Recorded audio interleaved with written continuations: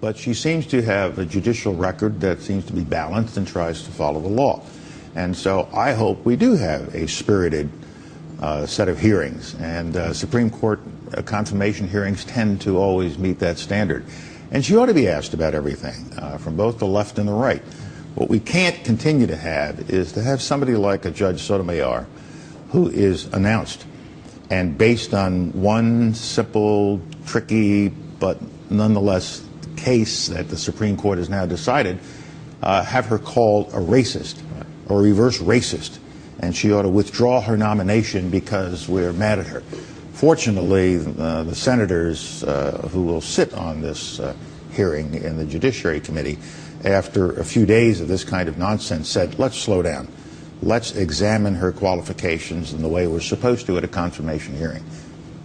You wrote in your book some time ago about this issue about serving in administrations. You wrote, never in 2 years I worked with Ronald Reagan and George Bush did I detect the slightest trace of racial prejudice in their behavior. They led a party, however, whose principal message to black Americans seemed to be, lift yourself up by your bootstraps. Some did not have boots. I wish that Reagan and Bush had shown more sensitivity on this point. Let's fast forward to where we are today. Does the Republican Party have that sensitivity now? You just mentioned the divergence of opinion when this nomination first came up. Are you confident those in, let's say, elected leadership positions have that sensitivity now?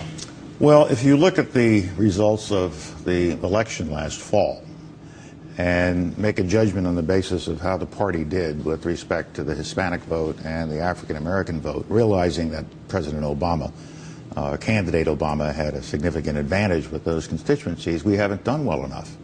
And when you have non-elected officials, such as we have in our party, who immediately shout racism, or somebody who is quite prominent in the media says that the only basis upon which I could possibly have supported Obama was because he was black and I was black, even though I laid out my judgment on the candidates, then we still have a problem. The guy who used the term reverse racism, you didn't name him, but it's Rush Limbaugh.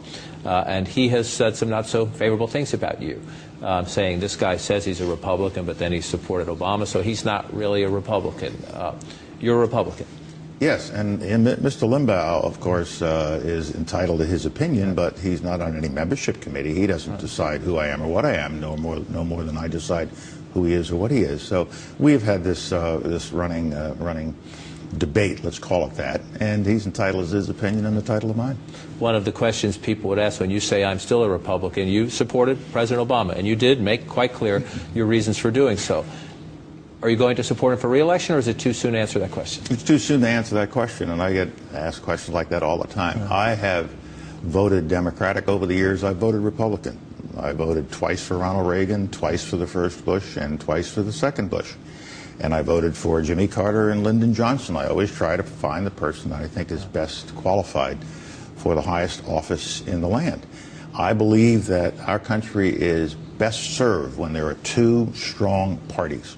Strong parties that have opposing points of view, political points of view. That's what makes this country great, and they can debate those points of view. I think we run into dangerous territory in this country when the two ends of the political spectrum become so dug in and nasty, and everything is ad hominem and driven by cable television and blogs and all kinds of other things, that our positions get so hardened that we can't find a way toward the center, which is where the country is. You're very